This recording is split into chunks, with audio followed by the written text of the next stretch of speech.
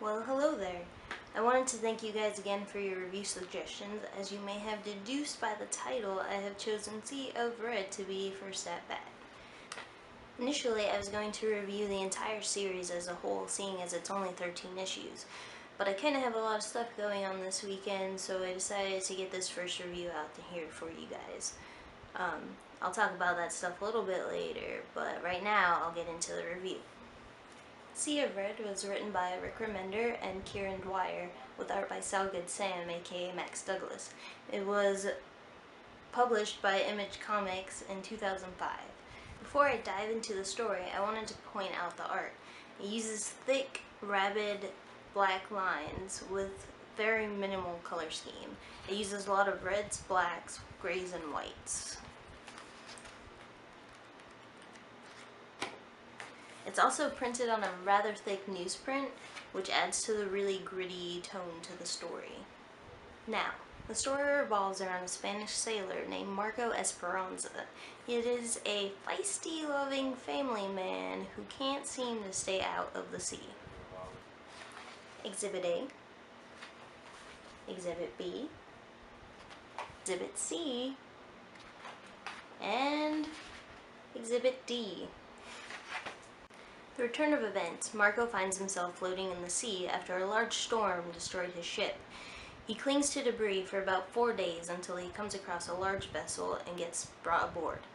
He quickly learns the evil intentions of this new ship's crew and gets himself cast off. He finds his home on the bottom of the seafloor for the next 500 years. A film crew happened upon Marco there on the seafloor and decided to bring him aboard to learn his story. At first they thought he was dead, but they were, terribly surprised when he tried to eat their faces off. Eventually they learned the whole thing about the captain and the ship and the other stuff I haven't told you yet, but probably won't. I'll just let you read that on your own. They find the story and decide to help him get revenge on this captain. And they also kind of just want to make money off of the story and make it into a movie, so that's nice too. Sea of Red Volume 1 has some nice storytelling elements. There are pirates, vampires, revenge, weird sea creatures.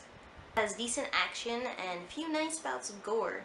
The dialogue can be ominous, creepy, or funny at any given moment. But unfortunately, the issues themselves go by rather fast. If you're the type of person who just likes to zip through dialogue and get through the story without really paying attention to much of the art involved, you might not get that much out of this book. Pacing is its real flaw.